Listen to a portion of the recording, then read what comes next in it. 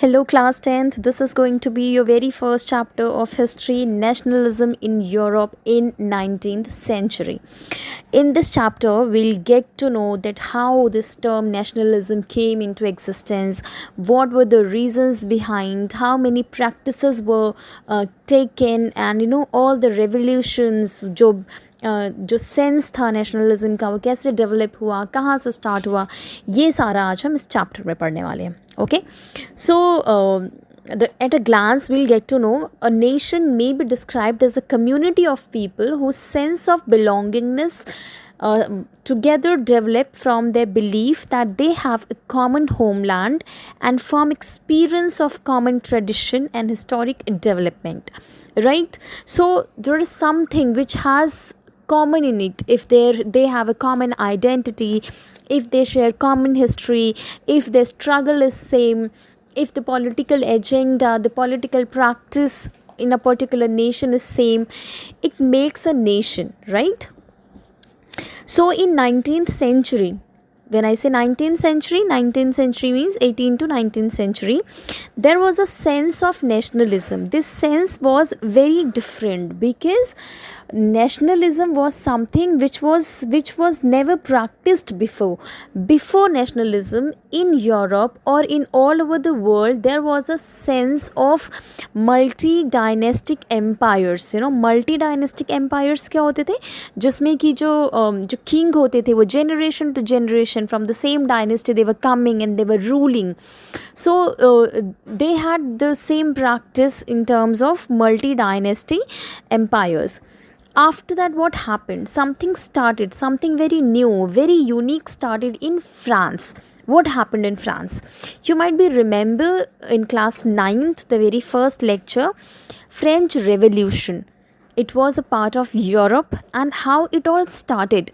French Revolution was the very first clear expression of nationalism.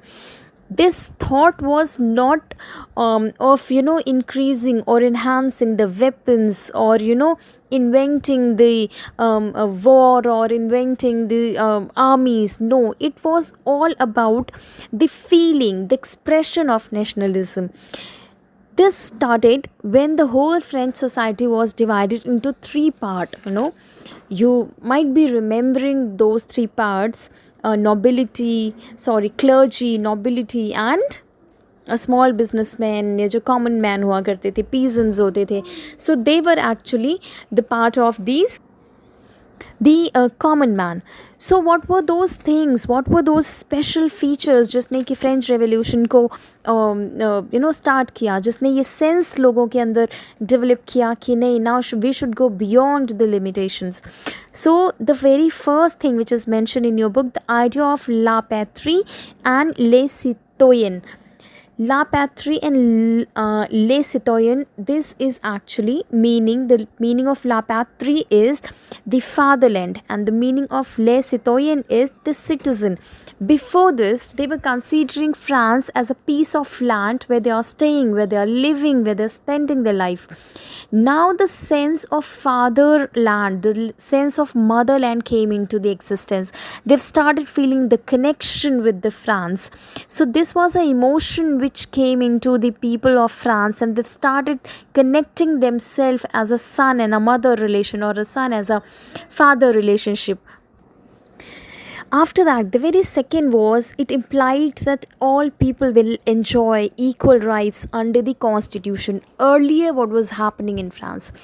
Earlier, the clergy and nobility, these two sections were privileged. They were enjoying all the luxurious life, and they were with full of luxury, full of pleasure. So these were the privileged section. But what about the underprivileged section? The underprivileged section was there to bear the taxes on them. So what were happening? They were not getting anything, they were not earning more, but yes, they were forced to bear the taxes on them. So there was a distribution, or there was a discrimination between two category or the two strata of the society. Another was, so after this French Revolution, or the agenda of the French Revolution was to bring equality, was to bring liberty, so this was the reason that people wanted to break all the restrictions. They wanted to come up, they wanted to breathe in the new France. Third, a new France flag was chosen to replace the former royal standard. Means earlier, as I said, that France has a monarchy.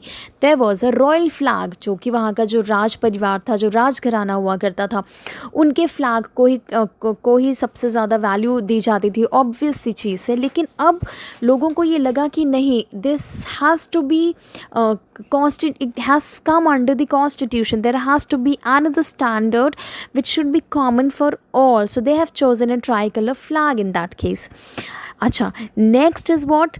To get recognition or to get acknowledgement. This is something very important to create a national assembly, or to create a sort of group which is politically identified.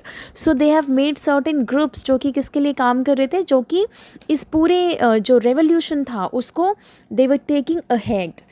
Next point, new hymns were composed and oath were taken in the name of the nation. What was the purpose of creating these new hymns and the composition of the new songs? The purpose was to bring a sense of belongingness. The purpose was to bring a sense of understanding, connection in between. When everyone speaks the same language, when everyone sung a same song, it brings a sort of strong connection in them. So इसमें क्या होता था कि बहुत सारे songs compose किए गए, बहुत सारी हाइम्स कंपोज करी गई. ये सारे से क्या किया गया, वो जो नेशनलिज्म की जो फीलिंग थी उसको और स्ट्रॉन्ग बनाया जा रहा था. इसके साथ साथ जो एडमिनिस्ट्रेशन था, अब एडमिनिस्ट्रेशन सेंट्रलाइज्ड ना हो करके अब वो डिसेंट्रलाइज्ड होना शुरू हो गया था. अब वो सिटीज़न के टेरिटरी में भी एंटर कर रहा था. इसके पहले जो भी आपका एडमिनिस्ट्रेटिव सिस्टम था, that was very much centralized to the nobilities, to the clergies. But now after the French revolution, the common people had a choice to involve themselves into the formulations of rules and regulations. Okay. Second, the internal custom duties and dues were abolished. Definitely, as I said before, the privileged section had nothing to bear in terms of taxes, but the underprivileged section was there to bear the taxes. The underprivileged section was actually carrying whole of the burden, or whole the financial burden on them only. So that was the most important thing, to abolish the unfair taxes from these underprivileged section. Another thing, all the measures, all the rules and regulations, whatever were adopted, it was for all. There was no restriction. If there is a restriction, or if there was a restriction imposed on the society, so that was imposed for everyone, not for one section of society, or not for two. So the purpose was to bring equality, the purpose was to bring liberty, the purpose was to bring security among the people. So that is how the French Revolution, or the developed concept of nation in the France has developed. And इसका impact क्या हुआ? When people saw when people saw that this is something very unique happened in France, and the outcome is very positive. Now everybody is very happy with the outcome. So they've started following the same pattern. That is how the concept of nationalism was flown from one place to another place, from one territory to another territory, right? So the very next point would be the legacy of French Revolution. The new point, legacy of French Revolution. Now, what is the legacy of French Revolution? What was actually happening? How this France has become such a unique leader? How they've come? How France has come up as a world leader? What exactly happened? See, whole the concept of French Revolution was based on the equality and the liberty. People were fighting for the equality, people were fighting for the liberty. They wanted to break the customized rules and regulations which were made by the monarchy, which were made by the privileged people to have to become more profitable, to become more privileged, and to enjoy more luxurious life. So when you see the principle, you'll get to know that the France was working to abolish these disparity in the society. And France within her own territories had ended feudalism, they've destroyed the royal authorities, and they founded a very new institutions on the principle of sovereignty of the people and equality. You know what, the old institutions, earlier the system on which France were working, which had been overthrown by France, remained in the countries of the continent. But what France did? France actually started or decided to break the rules. And how it happened? It happened after the French Revolution. So what was, you might have heard that the French Revolution was something which was all started to to give a strength to the French society. So how it all spread, something happened in France, people have made a revolution, they were crazy. How other people got to know, how the world got to know the concept of French Revolution? They got to know by various means. Earlier the intellectuals were not allowed to write the the correct history or the correct scenario. They were bounded, they were restricted by the monarchy, they were restricted by the clergies and nobilities. But during French Revolution, during this era, they have started writing content which was more ethical and more correct, right? So they got a liberty to write something, they got a liberty to script it.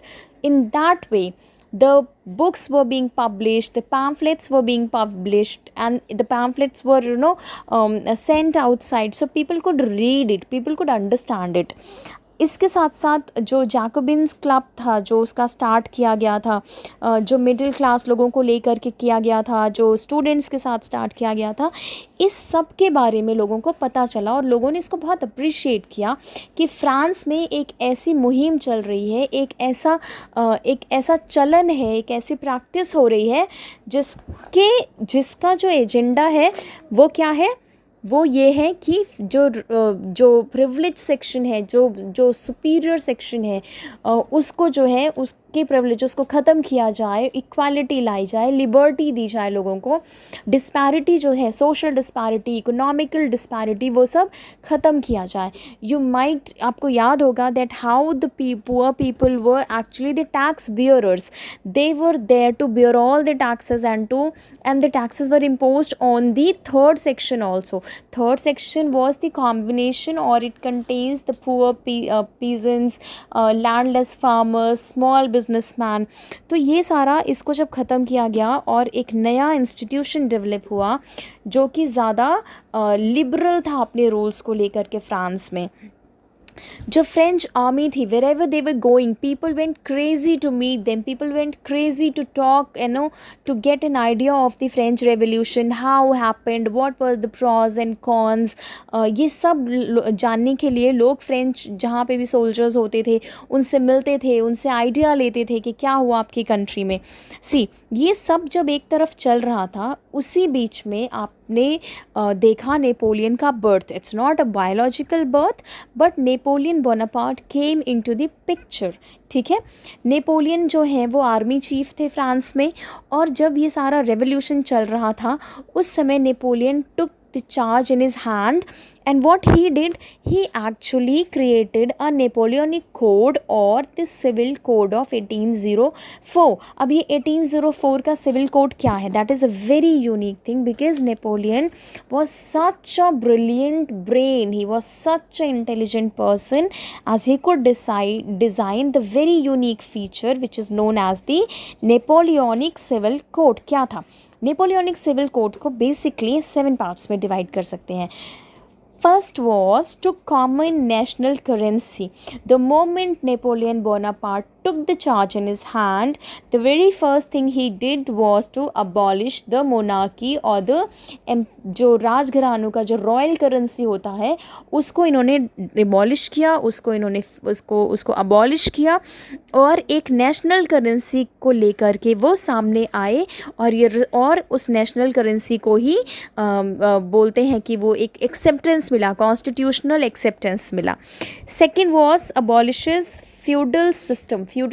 You know that the people or the big landowners, they were destroying or exploiting the small farmers and उनको वो ब्याज पे पैसे देते थे और बहुत ज़्यादा अमाउंट में उसके ऊपर उनसे पैसे लिए जाते थे, बहुत तरह के एक्सप्लॉयटेशंस हुआ करते थे. तो ये जो फ्यूडल सिस्टम था इसको नेपोलियन बोनापार्ट ने बैनिश किया. Third, transportation and communication improvement. Napoleon knew that if we want to grow, if we want to sustain a growth, we need to work on the transport and communication, and by improving the transport and communication we'll be connected to whole of the world, and by doing this we'll be more stable, we'll be more strong in terms of the trade, and if trade is strong definitely the currency is going to enhance. तो वो जो treasure है, जो country treasure है, वो क्या होता, बढ़ता. नेक्स्ट आता है equality before law and no privileges by birth. Napoleon knew that the whole concept of the revolution was to abolish the inequality among the society. तो उनको नेपोलियन ने ये डिसाइड किया कि जब पूरा फ्रेंच रेवोल्यूशन ही इसके बेस पे हुआ है कि भाई इन डिस्पैरिटी क्यों है, क्यों गरीब आदमी को किसी भी तरह की फैसिलिटी नहीं है, अमीर आदमी को इतनी सारी सुविधाएं मिल रही हैं. तो नेपोलियन ने यही जो सिस्टम था इस डिस्पैरिटी को, इस इनइक्वालिटी को ख़त्म किया और ये बताया कि every single person is equal before law. ठीक है. Another part is secured right to property. Earlier जब मोनार्की थी, जब किंग, क्वीन, प्रिंस, प्रिंसेस का रूल था, डायनेस्टीज़ हुआ करती थी, तो जो भी प्रॉपर्टी है it was taken by few hands. Clergies were allowed to have 60, they had more than 60% of the total land. After that these administratives and nobilities were there to hold the right on the public, on the property. These poor people had no right to claim for their property. When Napoleon Bonaparte came into existence, he ensured that every single person had a right to enjoy the personal property.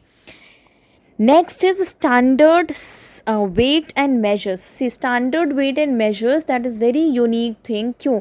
अभी अगर आप ऐसे समझें कि अगर आपके state में 1 kilogram is equal to 1000 grams, ठीक है, लेकिन गुजरात में 1 kilogram is equal to 600 grams, तो ये डिस्पैरिटी होगी, ये uneven distribution of measuring unit है, तो इससे बहुत ज़्यादा लॉस है. ठीक है.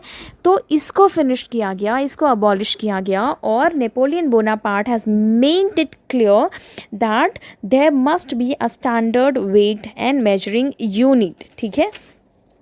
Next is guild restriction were removed. ये हम आपको जब इंडस्ट्रियलाइजेशन पढ़ाएंगे तो इंडस्ट्रियलाइजेशन में you will get to know. So by doing that Napoleon Bonaparte he has created such a miraculous history. People were crazy on his new environment of France. They were like very happy that now everybody has got the liberty, everybody has got a chance to survive and sustain well. Taxes were abolished. जो unnecessary taxes थे उनको ख़त्म किया गया. लेकिन फिर ऐसा क्या हुआ भाई कि जो नेपोलियन की जो पॉपुलैरिटी थी वो कम होने लगी. क्यों? क्योंकि नेपोलियन का जो प्रिंसिपल था it was definitely it has a lot of bright side, but the dark side was way more deeper and darker then the bright side. Slowly and gradually people have started knowing that the concept of political liberty is being abolished, or the political liberty has been snatched by the people. किसी के पास political liberty नहीं थी, कोई और अपनी parties नहीं बना सकता था, पॉलिटिक्स में नहीं आ सकता था, गवर्नमेंट फॉर्मेशन में कोई आपका कॉमन मैन का इन्वॉल्वमेंट नहीं था. So that is how people have started feeling that there is something which is not, there is something censored, something conscriptions were there, something was there which was not written clearly. लेकिन ये जो एक unwritten law बनाया Napoleon ने, after a time ये क्या हो गया, it has become very painful for the people and they got to know that the concept of Napoleon, the principle of Napoleon is very different.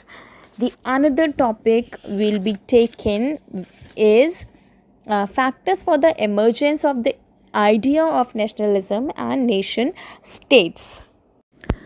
So this is a very new topic, which is the factors for the emergence of the idea of nationalism and nation states. See, in the mid 18th century there were no nation state in Europe जिनको हम आज जानते हैं. What was the concept? There was a concept of kingdoms, duchies, the rulers and the autonomous bodies or the autonomous territories, and the concept of aristocracy, great monarch.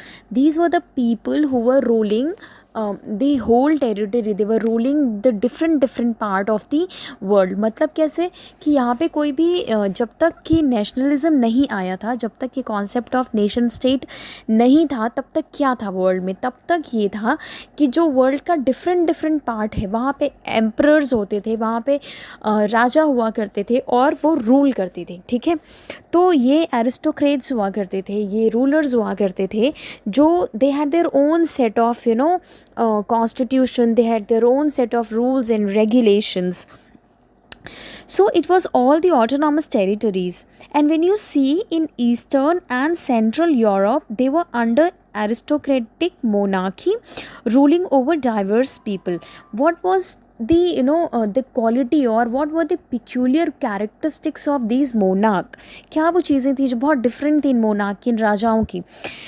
See, they did not have any common identity, definitely, because if I belong to some other place, I might have my own cultural values, I might have my own language, I have my own set of rules and regulations, same, I have my own sort of food, and this is not mandatory that the other person should follow or the other person should practice all these things which I do. So definitely they did not have any common identity or common culture. They were very different. They used to spoke different languages and they belonged to the different ethnic groups. So when you see the Habsburg एक empire जो था, जो कि जिसको हम Habsburg empire कहते हैं, उसमें बहुत सारी कंट्रीज़ और रीजन थे. इसको हम एक पैचवर्क कहा जाता है. पैचवर्क मतलब जिसमें कोई सिमिलैरिटी नहीं है, डिफरेंट तरह के, डिफरेंट साइज़ के, कलर के, डिफरेंट कल्चर के लोग, डिफरेंट लैंग्वेज बोलने वाले, डिफरेंट इकोनॉमिक बिलीफ को मानने वाले, डिफरेंट पॉलिटिकल स्टेटस को फॉलो करने वाले लोग अलग अलग रहते थे, लेकिन वो रहते एक वर्ल्ड में थे, इसी दुनिया में रहते थे, लेकिन वो सब क्या थे, अलग थे. तो ये जो कॉन्सेप्ट था, अब इसका सबसे बड़ा ड्रॉबैक क्या था?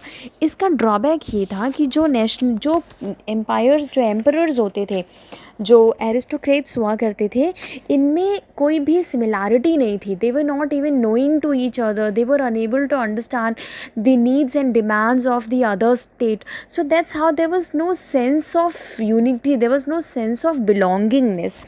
Slowly and gradually, and importantly, till this time, the whole world, majorly the whole world, was divided into two parts. One, privileged section or the aristocrats, and second was the common man or the middle class people. What is the difference between these two? When I say the aristocratic society or the privileged society, see, the aristocracy, they had three very essential things. First, money. Second, power. Third, land. ठीक है. Now what was, अच्छा सी, इसको पढ़ाने के पहले मैं आपको थोड़ा सा ये बताना भूल गई कि I am taking you little bit of back कि क्या रीज़न थे कि लोगों ने नेपोलियन बोनापार्ट को रिस्ट्रिक्ट को ये डिसाइड किया कि अब हमें नेपोलियन बोनापार्ट को क्या कर देना है, रिजेक्ट कर देना है। हमने नेपोलियन बोनापार्ट के जो गुड एक्ट थे वो हमने पढ़े कि उसने ट्रांसपोर्ट इम्प्रूव किया, स्टैंडर्डाइज्ड मेजरमेंट किया, उसके साथ साथ उन्होंने जो है वो जस्टिस सबके लिए कॉमन कर दिया, टैक्सेस उन्होंने थोड़े से हटाए। ड्रॉबैक्स क्या थे? ड्रॉबैक थे political freedom was taken back, मतलब वोट करने की अथॉरिटी, पॉलिटिकल पार्टीज़ बनाने की अथॉरिटी, ये सारी चीज़ें नेपोलियन बोनापार्ट ने फ्रांस के लोगों से वापस ले ली। दूसरा, censorship was imposed. What are you writing, what are you studying, what content is going out, ये सारी चीज़ों को सेंसर्ड कर दिया गया, रिस्ट्रिक्टेड कर दिया गया। आप वही लिख सकते हैं जो हम आपको बोलेंगे, आप वही पढ़ सकते हैं, वही किताबें आपको अवेलेबल होंगी जो नेपोलियन को लगता था कि ये अच्छी हैं या ये पढ़नी चाहिए। Second, forceful admission in army. Why there was a forceful admission? There was a forceful admission because Napoleon Bonaparte was a highly ambitious man. He wanted to conquer whole the world, and for that what was needed? The army was needed, right? So he made a restriction to join the army up to a certain age. Emotional restrictions लगाए. People were not free to express themselves. They had a restriction. They had to think before writing. They had to think before speaking. तो ये सारी चीज़ें जब लोगों को realise होने लगी तो उन्होंने क्या किया? उन्होंने कहा कि नहीं बाबा, नहीं चाहिए नेपोलियन बोनापार्ट, अब हम इन्हें क्या करेंगे? रिजेक्ट कर देंगे। ये हो रहा था आपके फ्रांस में। लेकिन जब हम पूरे यूरोप की बात कर रहे हैं या हम वर्ल्ड की बात कर रहे हैं तो वहाँ क्या हो रहा था? वहाँ पे ये हो रहा था कि जो मोनार्क थे, जो राजाओं का शासन था, वो अलग अलग तरह के राजा हुआ करते थे जो हर तरफ से डिफरेंट होते थे।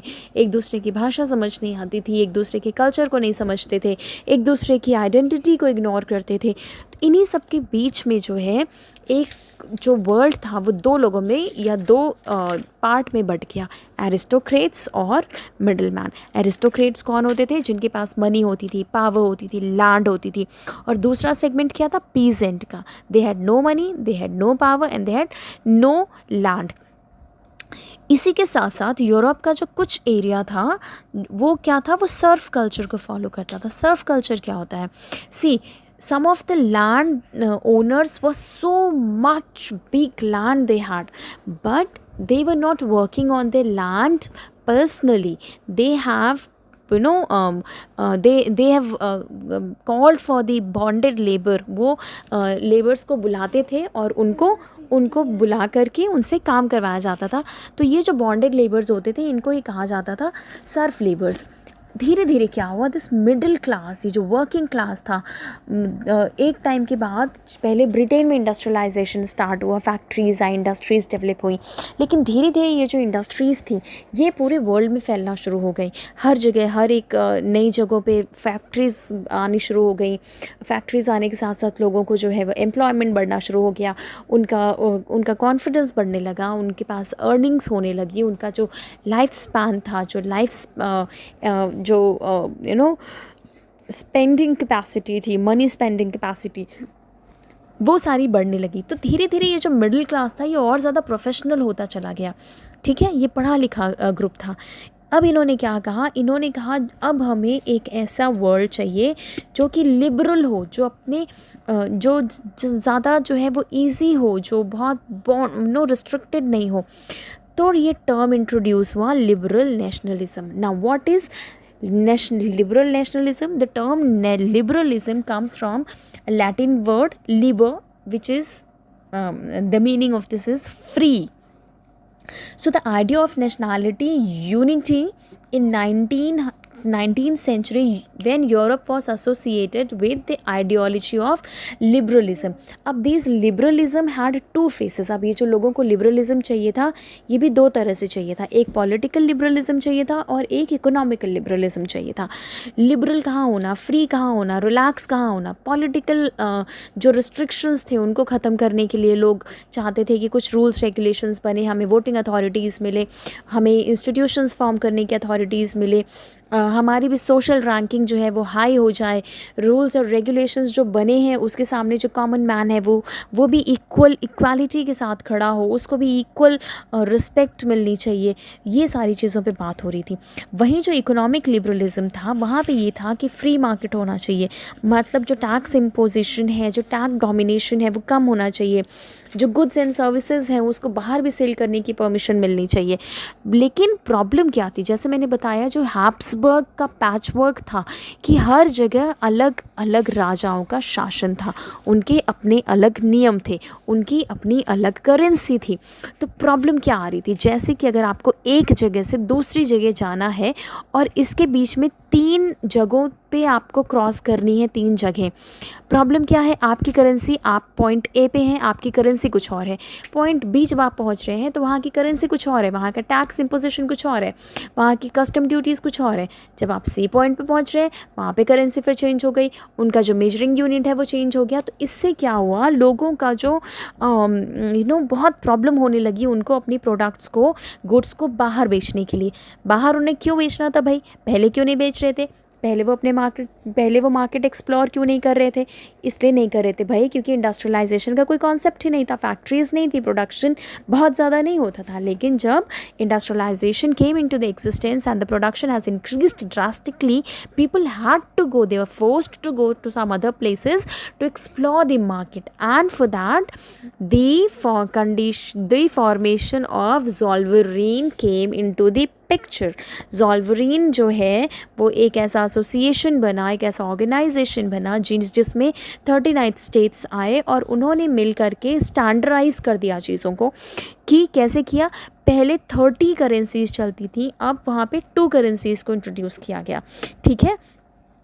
रेलवेज़ को इंट्रोड्यूस किया गया ताकि ज़्यादा से ज़्यादा मात्रा में जो गुड्स एंड सर्विसेज हैं उसको ट्रांसपोर्ट किया जा सके।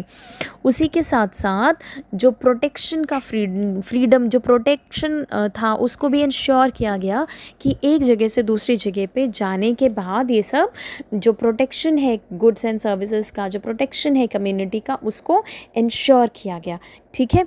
ये सारे कुछ में नेपोलियन बोनापार्ट ने बहुत एक्टिव पार्टिसिपेशन किया और वो इस चीज़ पे अग्री हुए कि हमें ऐसा सिस्टम बनाना चाहिए जिसमें ज़्यादा से ज़्यादा करेंसीज ना हो करके मिनिमम करेंसी हो, जहाँ पे जो टैक्सेशन है वो थोड़ा सा लिबरल हो जाए, थोड़ा कम हो जाए, हर जगह जो रोड टैरिफ था वो कम हो जाए, ठीक है। तो इस तरीके से ये सारा कॉन्सेप्ट डेवलप हुआ। फिर क्या आया, जब देखो जब कोई अच्छा काम करता है ना तो उसको हमेशा नीचे करने के लिए, उसको हमेशा दबाने के लिए, सप्रेस करने के लिए कुछ लोग काम करते हैं। अब जो वहाँ के कंजर्वेटिव लोग थे उन्होंने क्या सोचा, उन्होंने सोचा भाई ऐसे तो ये नेपोलियन सब कुछ कवर कर लेगा, इसकी पॉपुलैरिटी भी बढ़ रही है, इसका जो बहुत ब्रेव है, बहुत इंसेन भी है, बहुत ज़्यादा एम्बिशियस है, इसको क्या किया जाए इसका। तो they have decided to go against Napoleon Bonaparte और उन्होंने एक वॉर क्रिएट की जिसमें कि नेपोलियन बोनापार्ट को हरा दिया गया। ये कौन लोग थे, जो कंजर्वेटिव रजीम के लोग थे, उनको ऐसे मानना था कि Napoleon Bonaparte is not good for the society, okay. So in this point, when all these conservative people, they have gathered together and they've made a decision to defeat the Napoleon Bonaparte, and that's what exactly they did.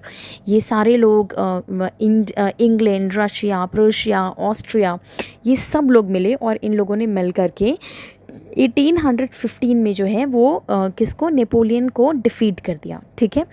और यहाँ से ही जो है जो spirit of conservatism जो था उसको एक स्ट्रेंथ मिली और वो वहाँ से स्टार्ट हुई, ठीक है। तो अब तक हमें समझ में आया कि जो नेपोलियन थे उन्होंने जब बहुत सारे चेंजेस किए, बहुत ज़्यादा एडमिनिस्ट्रेशन उनका बहुत स्ट्रॉन्ग था, लेकिन ये जो कंजर्वेटिव पीपल है ना, see who are the conservative people, the people those who like the ancient customs and the ancient institutions, the traditional way, they like the monarchy, the church, social hierarchies, properties, they want to conserve the families, according to them women should not go out। मतलब ये वो लोग जिनको जो पुराना तौर तरीका हुआ करता था वो इनको बहुत अच्छा लगता था और नहीं लगता था कि चेंजेस नहीं आनी चाहिए सोसाइटी में, ठीक है। तो इस तरीके से, और जब नेपोलियन बोनापार्ट बहुत सारे चेंजेस लेके आ रहे थे तो इन लोगों ने उसको अपोज़ किया और उन्हें डिफ़ीट कर दिया। अब क्या हुआ, वियना में जब नेपोलियन बोनापार्ट हार गए तो एक इनका ये जो विक्टोरियस कंट्रीज़ थी, ये इनको हम कहते हैं कि बाप भी बोल सकते हैं। इट्स नॉट BARP, बाप, जहाँ पे कि ये सारी जो कंट्रीज़ थी ये इकट्ठा होती थी, और ये इसमें इंग्लैंड था, रशिया था, प्रूशिया था, ऑस्ट्रिया था, ये सब जो हैं ये इन्होंने एक असेंबली बनाई जिसको ट्रीटी ऑफ वियना कहा जाता है। और इस ट्रीटी ऑफ वियना का जो लीडरशिप था वो कैसा था, वो ऑटोक्रेटिक था।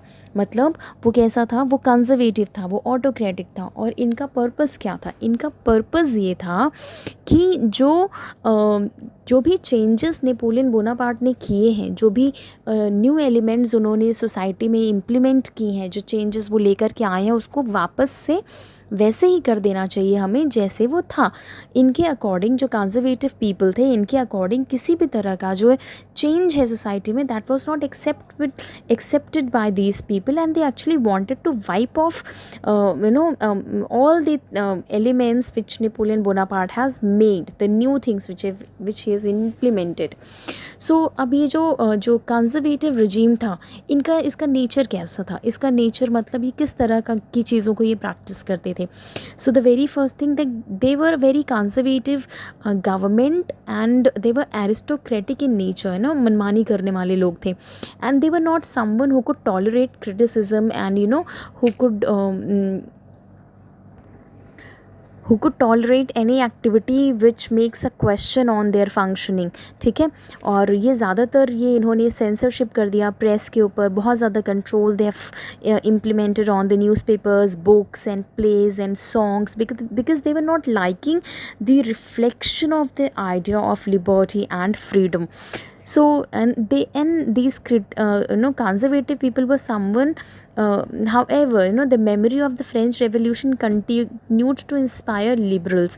See, होता क्या है, when you try to suppress something, at a point, that point comes where it becomes very much explosive, वही हो रहा था। ये जो कंजर्वेटिव रिजीम था, ये जो कंजर्वेटिव सोच थी, जो समय था, इसने लोगों को कैसे किया, इसने वापस से लोगों को दबाना शुरू कर दिया। वापस से जो ट्रेडिशनल तरीके से काम होता था विश्व में, वैसे ही इन लोगों ने करने की कोशिश कर दी। लेकिन फ्रेंच रेवोल्यूशन लोगों को याद था, उनको पता था कि कैसे फ्रेंच पीपल जो थे उन्होंने अपने हक के लिए लड़ाई लड़ी, उन्होंने लिबर्टी के लिए लड़ाई लड़ी, उन्होंने जो है इक्वालिटी के लिए लड़ाई लड़ी। तो एक ऐसा ग्रुप भी इस समय डेवलप होना शुरू हुआ जो कि रेवोल्यूशनरी था। ये थोड़े इनके आइडियाज़ जो थे वो बहुत रेवोल्यूशनरी थे। ये बहुत ज़्यादा सप्रेस होने पे बिलीव नहीं करते थे, ये दबने पे बिलीव नहीं करते थे। इनका ये मानना था कि नहीं, हमें अपनी लिबर्टी और फ्रीडम के लिए लड़ना चाहिए। ये जो रेवोल्यूशनरीज़ थे ये अपोज करते थे मोनार्कियल गवर्नमेंट को, और ये चाहते थे कि एक ऐसा सिस्टम डेवलप हो जो कि सबके लिए एक बराबर हो। एंड बहुत सारे revolutionaries wanted to establish nation state. That is how we can now see that how the concept of nation states were taken from। इन्हीं रिवोल्यूशनरीज़ में एक थे यूसेप मज़ीनी, ठीक है। ये इटालियन थे, he was a patriot, he was a nationalist. और इसी समय, क्योंकि देखिए जब कंजर्वेटिव रिजीम चल रहा था, जब हर चीज़ को दबाया जा रहा था, तो डेफिनेटली किसी भी काम को करने की पब्लिक परमिशन नहीं थी। स्पेशली किसी पॉलिटिकल गैदरिंग्स का परमिशन नहीं था, कम्युनिटीज़ बनाने की परमिशन नहीं थी, एक साथ बैठ के अच्छी बातें करने या पढ़ने की परमिशन नहीं थी। तो अब जो लोग थे वो कैसे समझते थे, वो कैसे इकट्ठा होते थे, वो कैसे अपनी बातों को एक दूसरे तक पहुँचाते थे। सीक्रेट कम्युनिटीज़ बनाई जाती थी, और ये जो सीक्रेट कम्युनिटीज़ होती थी, इसमें ये लोगों की मीटिंग्स हुआ करती थी जो कि बहुत ही सीक्रेट सोसाइटी होती थी, इसके बारे में लोगों को पता नहीं होता था। तो इस तरीके से लोग इन सीक्रेट सोसाइटीज़ में बैठते थे, वहाँ पे बातें करते थे और धीरे धीरे ये जो कॉन्सेप्ट था सीक्रेट सोसाइटी का, ये जर्मनी, फ्रांस, स्विट्ज़रलैंड, पोलैंड सब जगह ये फैलने लगा। अब क्या होना शुरू हुआ, अब आप देखिए कि जो कंज़र्वेटिव सोच थी, जो कंज़र्वेटिव अप्रोच था वर्ल्ड का, उसके हिसाब से पूरे वर्ल्ड में मतलब ये लोग रूल कर रहे हैं। लेकिन इंटरनल लेवल पे क्या हो रहा था, इंटरनल लेवल पे ये जो आपकी जो रेवोल्यूशनरी पीपल थे, ये अपना एक ग्रुप बना करके they were preparing themselves for the revolution. Understand?